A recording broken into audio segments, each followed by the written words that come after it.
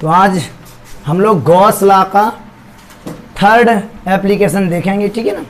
आज तीसरा अनुप्रयोग देखेंगे और अभी तक जो हमने एप्लीकेशन किए उन एप्लीकेशन से आपको क्लियर पता होगा कि हम लोग गॉस लॉ का प्रयोग करके किसी इनफाइनाइट चार्ज के कारण कैसे इलेक्ट्रिक फील्ड फाइंड कर सकते हैं। उसके लिए सबसे ज़रूरी चीज़ है वो है गॉसियन सरफेस, क्योंकि हम जानते हैं गॉस लॉ जो यूज होता है वो केवल क्लोज सरफेस के लिए ही लागू होता है। अगर क्लोज सरफेस कहीं नहीं है तो हम लोग क्लोज सरफेस लेट करते हैं और फिर उस क्लोज सरफेस से गुजरने वाला टोटल फ्लक्स निकालते हैं और उस फ्लक्स को हम लोग गॉस की प्रमेय के इक्वल रखते हैं और हमारी इंटेंसिटी निकल कर आ जाती है।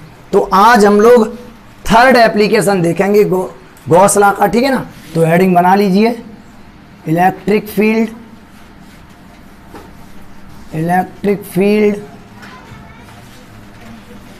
Due to a hollow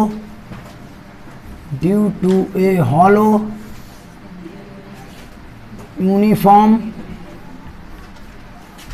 charged electric field due to a uniform charged electric field due to a uniform charged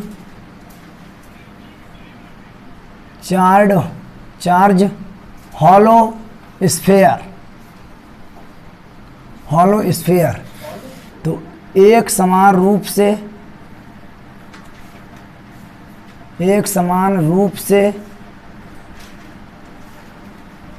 आवेशित गोलीय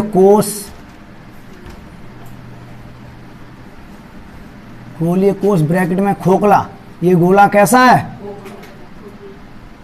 गोलीय कोश के कारण विद्युत क्षेत्र, ठीक है। तो आपकी हेडिंग बनी एक समान रूप से आवेशित गोलीय कोश के कारण इलेक्ट्रिक फील्ड, ठीक है ना। तो electric field due to a uniform charged hollow sphere, ठीक है। तो सबसे पहले एक खोखला गोला है हमारे पास, जैसे फुटबॉल टाइप का एक गोला है और उसे हमने चार्ज दे रखा है। जब हम उसे चार्ज देंगे तो वो चार्ज उसकी पूरी सरफेस पे समान रूप से फैल जाएगा। तो आइए देखते हैं, ये अपना स्फीयर है, ठीक है। और इसकी मैंने जो रेडियस मान रखी है वो कैपिटल R मान रखी है। क्या मान रखी है? और ये हॉलो स्फीयर है, खोखला। तो इसको जब मैंने चार्ज दिया तो वो चार्ज इसकी सरफेस पर फैल जाएगा एक समान रूप से। क्यों भाई, समझ में आ रही है बात? ठीक है।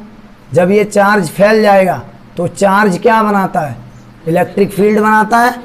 तो इसके चारों ओर इलेक्ट्रिक फील्ड बन गया होगा और हमें इस गोले के कारण ही इलेक्ट्रिक फील्ड निकालना है। मान लीजिए इसके सेंटर से हमें स्मॉल r दूरी पर इलेक्ट्रिक फील्ड फाइंड करना है। कितनी दूरी पर? स्मॉल r डिस्टेंस पर फाइंड करना है। दिख रहा है आपको? तो यहाँ पर हम लोग ये मान लीजिए पॉइंट P है, इसी पॉइंट P पर हमें इलेक्ट्रिक फील्ड फाइंड करना है। तो इसके लिए सबसे ज़रूरी चीज़ है कि हमें एक गॉसियन सरफेस लेट करनी पड़ेगी। और अब हम बेलन को गॉसियन सरफेस नहीं मानेंगे, क्योंकि हमारे पास गोले को भी हम गॉसियन सरफेस लेट कर सकते हैं। तो गोला इसके सिमेट्री में आता है, इसी जैसा है, तो हम लोग उसे आसानी से लेट कर सकते हैं। तो यहाँ पर मैं एक गॉसियन स्फीयर की कल्पना कर रहे हैं, ठीक है। तो हमने मान लिया ये एक आपका काल्पनिक गॉसियन स्फीयर है। समझ में आ रही बात? यहाँ पर गोला क्यों मान रहा हूँ आपको समझ में आ गया होगा, ठीक है। क्योंकि गोला जो है वो इसी के समरूप है, इसी जैसा है। समझ में आ रही बात? और गॉसियन सरफेस लेट करते समय हम लोगों ने ये माना था कि गॉसियन सरफेस उस पॉइंट से होकर जानी चाहिए जिस पॉइंट पर हम इलेक्ट्रिक फील्ड फाइंड करते हैं। तो देखिए उसी पॉइंट P से होकर ये जा रहा है। अपना काल्पनिक गोलीय कोश है, ये इमेजिनरी सरफेस है जिसे हम लोग गॉसियन सरफेस कहते हैं, क्योंकि गॉस लॉ लगाने के लिए हमारे पास एक क्लोज सरफेस होनी चाहिए। समझ में आ रही? फिर हमारा कंडीशन क्या है कि गॉसियन सरफेस लेट करने के बाद उस सरफेस से गुजरने वाला हम लोग टोटल फ्लक्स निकालेंगे। ठीक है। अच्छा, इस स्फीयर के कारण आप इंटेंसिटी फाइंड कितने बिंदुओं पर कर सकते हैं? एक तो गोले के बाहर कर सकते हैं, हमसे दूसरी कंडीशन में कह सकता है कि गोले की इस पर ही निकालो, परिधि पर, यहाँ पर निकालो, या हमसे कह सकता है कि गोले के अंदर निकालो। तो किसी एक हॉलो स्फीयर के कारण हम लोग इंटेंसिटी कितने पॉइंट पर फाइंड कर सकते हैं? 3। एक तो स्फीयर से बाहर, एक स्फीयर की परिधि पर, इसी की सरफेस पर, और एक गोले के अंदर। मतलब एक तो इन, एक आउट और एक सरफेस पर। तो हम लोग 3 पॉइंट्स पर इलेक्ट्रिक फील्ड फाइंड कर सकते हैं एक हॉलो स्फीयर के कारण। समझ में आ रहा है? कहाँ कहाँ? एक तो गोले के बाहर, और एक गोले की सरफेस पर, मतलब उसकी परिधि पर, और एक गोले के अंदर। तो हम अभी लोग कहाँ फाइंड कर रहे हैं? गोले के बाहर। अब गोले के बाहर जब हम फाइंड करेंगे तो हमारा जो गॉसियन सरफेस होगा वो गोले के बाहर ही लेट करेंगे हम लोग। तो हमारा यहाँ पर पहला जो कंडीशन बना वो कहाँ फाइंड कर रहे हैं? गोले के बाहर। ठीक है, आउट ऑफ स्फीयर, या आप ऐसे भी लिख सकते हैं गोले के बाहर विद्युत क्षेत्र। समझ में आ रही बात? इलेक्ट्रिक फील्ड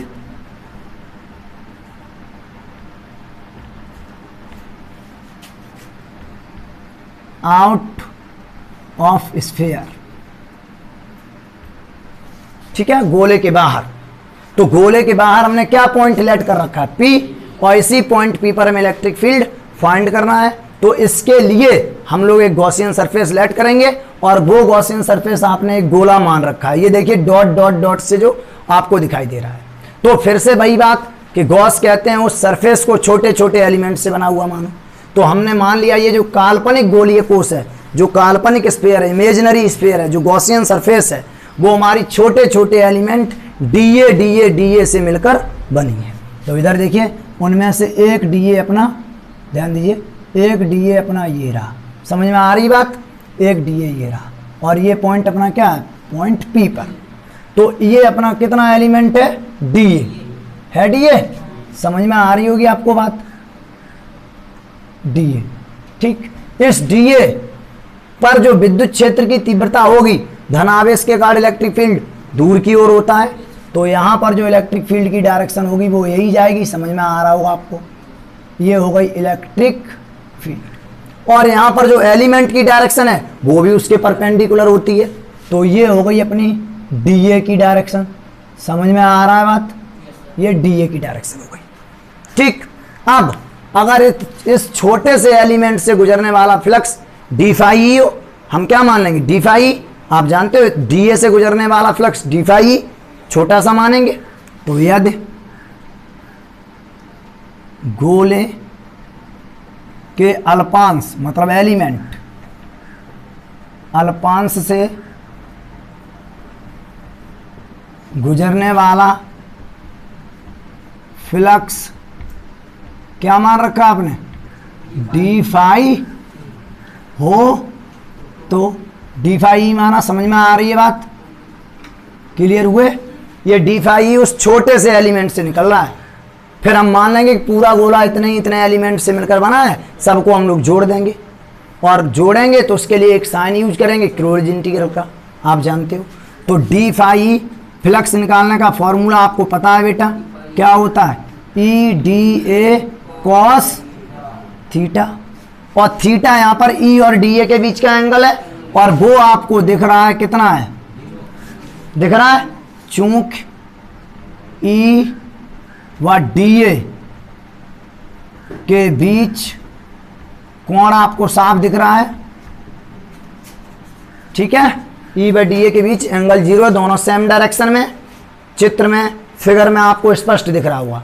ठीक है, तो यहां से डी फाई ई जो अपना निकल के आएगा वो ई डी ए और कॉस 0, और कॉस 0 का मान क्या होता है? 1 होता है।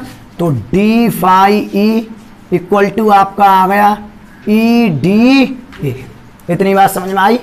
ये कितने से निकलने वाला फ्लक्स है? एक स्मॉल एलिमेंट से, छोटे से। अब पूरे के लिए अगर हम मान लें पूरे गोले से फाई ई फ्लक्स आउट हो रहा है, तो फिर हम मान सकते हैं ये गोला इतने एलिमेंट से मिलकर बना है, डी ए से, और प्रत्येक से कितना फ्लक्स निकल रहा है, डी फाई। तो सबको हम उठाकर जोड़ देंगे तो हमें पूरा फ्लक्स मिल जाएगा। तो यदि बात समझ में आ रही है, तो यदि संपूर्ण गोले से, ध्यान से देखिए, संपूर्ण गोलीय कोश से गुजरने वाला, ध्यान से समझते रहिए, गुजरने वाला फ्लक्स क्या मान लेंगे, फाई हो तो फिर वही बात आती है कि फाई ई बराबर सर सब एलिमेंट के लिए किसको जोड़ना पड़ेगा, d phi plus d phi.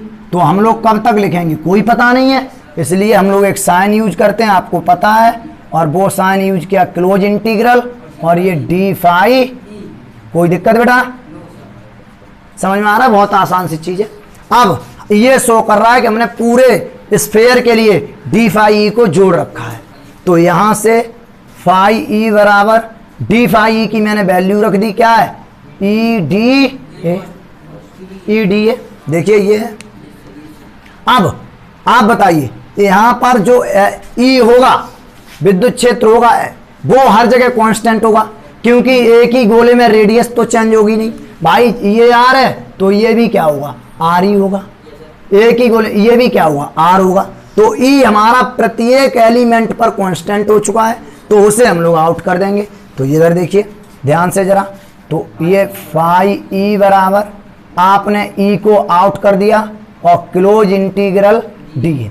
अब ये शो कर रहा है कि पूरे गोले के लिए डी ए को जोड़िए। तो जब हम पूरे गोले के लिए डी ए को जोड़ेंगे तो वो बनेगा गोले का क्षेत्रफल। समझ में आ रही है बात? जल्दी आइए यहाँ पर आइए, जरा ध्यान से देखिएगा। जब पूरे गोले के लिए हमने फाई ई को डी फाई ई को डी ए को जोड़ा तो ई और इनटू क्या बना, 4 पाई आर स्क्वायर, क्योंकि गोलीय कोश की रेडियस क्या है, स्मॉल आर है। ये काल्पनिक गोलीय कोश की जो हमने गॉसियन सरफेस मानी है उसकी रेडियस स्मॉल आर है, यहाँ पर कैपिटल आर नहीं रख सकते। समझ में आया क्यों? क्योंकि हम तो फ्लक्स इस काल्पनिक गोलीय कोश से निकलने वाला ज्ञात कर रहे हैं। समझ में आ रही बात? तो ये क्लियर हुए फाई ई। जरा ध्यान दीजिए, यहाँ तो कोई डाउट? अब इस पूरे संपूर्ण, ध्यान दीजिए, इस संपूर्ण इमेजिनरी स्फेयर से या इमेजिनरी गॉसियन सरफेस से गुजरने वाला फ्लक्स है वो E into phi r square, 4 pi r square है। अब हम जानते हैं किसी भी क्लोज सरफेस से जो फ्लक्स पास होता है वो गॉस के अनुसार Q इंटू 1/एप्सिलॉन नॉट होता है। तो इसका मतलब इसकी वैल्यू Q/एप्सिलॉन नॉट के इक्वल होगी। चूंकि आप जानते हैं, चूंकि गॉस कहते हैं फाई ई बराबर 1/एप्सिलॉन नॉट इंटू, कोई दिक्कत? तो मैंने यहाँ पर रख दिया, तो ये हुआ 1/एप्सिलॉन नॉट इंटू Q बराबर E इंटू 4 पाई आर। हमें निकालना क्या है? तो E जब निकालेंगे तो E बराबर होगा आपका, ये 4 पाई इधर 4 पाई आर स्क्वायर पूरा अपॉन में आएगा, मल्टीप्लीकेशन में है, इधर लाएंगे तो अपॉन में आ जाएगा। तो ये हो जाएगा 4 पाई एप्सिलॉन नॉट के पास लिख दिया और Q/R स्क्वायर। समझ में आया? तो ये इलेक्ट्रिक फील्ड निकल के आया एक गोलीय कोश के कारण, एक हॉलो स्फीयर के कारण। और इससे हमारा परिचय पहले से है। ये एक पॉइंट चार्ज के कारण भी इलेक्ट्रिक फील्ड होता है पॉइंट चार्ज के कारण इतना ही इलेक्ट्रिक फील्ड होता है, इसे पहले पढ़े हैं। इसका मतलब तो ये हुआ कि किसी भी गोलीय कोश पर, किसी भी स्फीयर पर फैला हुआ जो आवेश होता है वो एक बिंदु आवेश की तरह ही रिएक्ट करता है। समझ में आ रही बात कि नहीं आ रही? भाई देखिए, इसका जो इलेक्ट्रिक फील्ड इस गोलीय कोश के कारण जो बाहर तुमने विद्युत क्षेत्र ज्ञात किया है, वो विद्युत क्षेत्र एक बिंदु आवेश के कारण जो इलेक्ट्रिक फील्ड होता है उसी के बराबर आया है। तो हम ये कह सकते हैं कि किसी भी गोले पर, किसी भी स्फीयर पर फैला हुआ आवेश एक बिंदु आवेश की तरह ही व्यवहार करता है। तो आगे के लिए हम लोग ध्यान रखेंगे कि गोले पर फैला हुआ आवेश एक पॉइंट चार्ज की तरह ही बिहेव करता है। अगर मैं इसे बहुत दूर से देखूं काफी दूर से देखूं तो ये एक बिंदु ही लगेगा। तो आगे आप लोग याद रखेंगे कि किसी भी गोले पर फैला हुआ चार्ज एक बिंदु आवेश की तरह व्यवहार करता है, एक पॉइंट चार्ज की तरह रिएक्ट करता है। समझ में आई बात? क्लियर हुए? ठीक है। अच्छा ध्यान दीजिए जरा, यहां पर आवेश गोले के क्षेत्रफल पर फैला है तो वो क्या होगा, आवेश का पृष्ठ घनत्व होगा। यदि यहां पर यदि आवेश का, ध्यान दो बेटा, आवेश का पृष्ठ घनत्व क्या हो, सिग्मा हो, क्या हो, सिग्मा हो तो सिग्मा बराबर क्या होता है, आप पहले पढ़ चुके हो, Q अपॉन, अगर Q बराबर निकालोगे तो सिग्मा इंटू ए, और Q बराबर सिग्मा इंटू ए इस गोले का क्षेत्रफल है जिस पर आवेश है, तो उसका क्षेत्रफल क्या है 4 पाई कैपिटल आर स्क्वायर, क्योंकि आवेश कैपिटल आर रेडियस वाले स्फीयर पे है और जिस पर आवेश होगा उसी की हम लोग सरफेस चार्ज डेंसिटी लेंगे। इतनी चीज समझ में आई? तो इस Q की जगह पर ये चीज मैं रख सकता हूं, नो डाउट, तो रखेंगे। तो जरा ध्यान दीजिए, E बराबर आपका हो गया 1/4 पाई एप्सिलॉन नॉट और Q की जगह sigma into 4 pi r square और नीचे क्या हो गया, देखिए बेटा आर स्क्वायर। समझ में आ रही बात? 4 पाई से 4 पाई। चलिए बात बताइए, E बराबर ऊपर क्या बचा, सिग्मा, नीचे क्या बचा एप्सिलॉन नॉट, इधर बचा आर स्क्वायर बट्टे आर स्क्वायर, तो पूरे पर मैंने स्क्वायर चढ़ा दिया, कोई दिक्कत, आर स्क्वायर बट्टे आर स्क्वायर बचा, दोनों पे स्क्वायर चढ़ा दिया एक साथ, कोई दिक्कत। तो ये देखिए इलेक्ट्रिक फील्ड निकल आया हमारा चार्ज डेंसिटी के टर्म में निकल आया। देखिए ये भी गोले के बाहर ही है और ये भी गोले के बाहर है, दोनों सेम ही है, केवल हमने चार्ज सरफेस चार्ज डेंसिटी के टर्म में से लिख दिया है। समझ में आया? अच्छा ये तो हमने बाहर निकाल दिया, बाहर का मतलब यहाँ पर हम कह सकते हैं कि हमारा आर था वो इज ग्रेटर देन था capital r, r is greater than capital r का मान समझ रहे हो, मतलब गोले के बाहर मैंने इलेक्ट्रिक फील्ड निकाला। अब गोले के बाहर निकाला तो जो इमेजिनरी गॉसियन सरफेस है उसकी रेडियस ज्यादा है किससे, कैपिटल आर वाले से, तो इसलिए मैंने इसे लिखा दिया r is greater than capital r. कई बार पेपर में ऐसे भी तुमसे पूछ सकता है सवाल कि गोले के बाहर r is greater than capital r पर विद्युत क्षेत्र ज्ञात कीजिए, तो इसका सिंपल सा मतलब है कि हमसे बाहर निकालने के लिए बोल रहा है। ठीक है। अब अगर मैं गोले की सरफेस पर इलेक्ट्रिक फील्ड फाइंड करूं, गोले की सरफेस पर जरा ध्यान दीजिए, गोले की सरफेस पर, बोर्ड पर देखिए, गोले की परिधि पर या सरफेस पर, ये हमारा 2 नंबर है, 2 नंबर गोले की परिधि पर। तो अच्छा गोले की परिधि पर जब इलेक्ट्रिक फील्ड निकालेंगे, जरा इधर देखिए, इसे समीकरण हमने 1 मान रखा है, ठीक है। तो गोले की जब परिधि पर निकालेंगे, सरफेस पर, on the surface, on the surface जब हम इलेक्ट्रिक फील्ड फाइंड करेंगे तो ये पॉइंट पी हमें यही मानना पड़ेगा, और ये पॉइंट पी जब यहां मानेंगे तो गॉसियन सरफेस है वो भी यहीं पर मानेंगे, इसी के जस्ट ऊपर मानेंगे। तो ऐसी स्थिति में हमारा आर बराबर हो क्या जाएगा, हो जाएगा कि नहीं आ जाएगा? समझ में आया? ये जो डिस्टेंस है, ये जो गॉसियन सरफेस की रेडियस कैपिटल आर मानी है, जब सरफेस पर निकालेंगे ऑन द सरफेस तो पॉइंट पी को यहीं पर लेट करेंगे, तो पॉइंट पी को जब यहां पर लेट करेंगे गोले के ऊपर ही, गोले की सरफेस पर लेट करेंगे, तो ये जो काल्पनिक सरफेस हमने मानी है वो भी गोले के ऊपर ही होगी। समझ में आ रही कि नहीं बात भाई? हम जहां पर पॉइंट मानेंगे वहीं से होकर जाना चाहिए गॉसियन सरफेस, ये तो गॉस ने बताया है। समझ में आ रहा है बात? तो हम लोग आर बराबर क्या मानेंगे, कैपिटल आर, दोनों सेम हो गए हैं ऑन द सरफेस। तो इसके लिए समीकरण 1 में स्मॉल आर की जगह अगर मैं कैपिटल आर रख दूं तो हमें कहां मिल जाएगा, ऑन द सरफेस पर इलेक्ट्रिक फील्ड मिल जाएगा। समझ में आ रही है बात? आपने गोले के कार्ड, स्फीयर के कार्ड कितने बिंदुओं पर निकाल सकते हो? 3, एक तो बाहर, एक ऑन द सरफेस और एक अंदर। तो ऑन द सरफेस जब हम निकालेंगे तो पॉइंट पी को सरफेस के ऊपर ही लेट करेंगे, ये देखिए मैंने माना है, तो फिर यहीं से होकर आपकी गॉसियन सरफेस जाएगी। तो ऐसी स्थिति में जो गॉसियन सरफेस की रेडियस होगी वही गोले की रेडियस होगी, स्मॉल आर बराबर कैपिटल आर। अगर मैं समीकरण इसमें रख दें तो हमारी विद्युत क्षेत्र फाइंड हो जाएगा, इलेक्ट्रिक फील्ड फाइंड हो जाएगा स्फीयर की सरफेस पर। समझ में आ रही बात? तो समीकरण 1 में रखने पर, समझ में आ रहा बेटा? रखने पर जब रखेंगे तो E बराबर बेटा सिग्मा अपॉन एप्सिलॉन नॉट, और R स्मॉल r की जगह भी क्या रख दिया? स्क्वायर। कोई दिक्कत? R से R कैंसिल हो गया, तो आपका बचा क्या? E बराबर सिग्मा अपॉन एप्सिलॉन, ये इलेक्ट्रिक फील्ड होता है ऑन द सरफेस। क्या होता है? सिग्मा अपॉन एप्सिलॉन नॉट, गोले की परिधि पर, ऑन द सरफेस। समझ में आ रहा है बात? अब हमारा लास्ट बच जाता है गोले के अंदर। ठीक है, तो हमारा तीसरा नंबर है गोले के अंदर। गोले के अंदर या गोले के भीतर, गोले के अंदर इलेक्ट्रिक फील्ड। ऐसी स्थिति में R इज लेस देन क्या होगा? कैपिटल R, मतलब पॉइंट P हमें गोले के अंदर मानना पड़ेगा। और फिर यहीं से होकर जाएगी अपनी गॉसियन सरफेस, जाएगी यहीं से।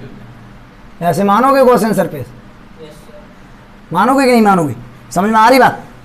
अब हमें चित्र में दिख रहा है कि गोला खोखला है, तो जो चार्ज है वो उसकी सरफेस पर है, गोले के अंदर कोई चार्ज नहीं है। दिख रहा है आपको? गोला कैसा है? खोखला है। और खोखली वस्तु पर जब चार्ज हम देते हैं तो वो केवल उसकी सरफेस पर रहता है, अंदर नहीं जाता है। समझ में आ रही है बात? तो गोले के अंदर कोई आवेश नहीं है, तो इलेक्ट्रिक फील्ड होगा। जब आवेश ही नहीं है तो इलेक्ट्रिक फील्ड होगा कहां से?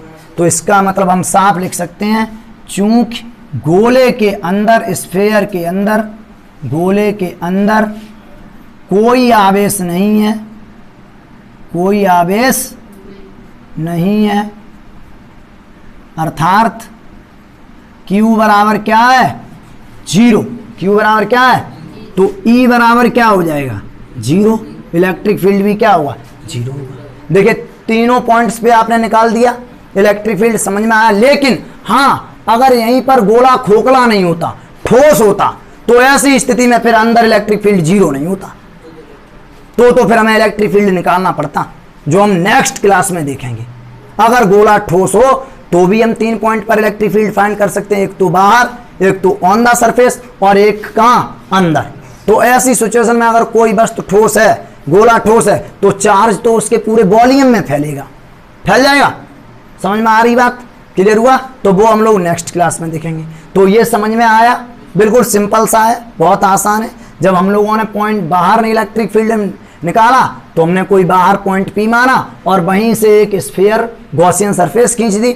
उस गॉसियन सरफेस से गुजरने वाला फ्लक्स निकाल लिया आपने, और वो फ्लक्स गॉस के अनुसार किसके बराबर होता है? 1/एप्सिलॉन इनटू Q के बराबर होता है, जो आपने दिखाया।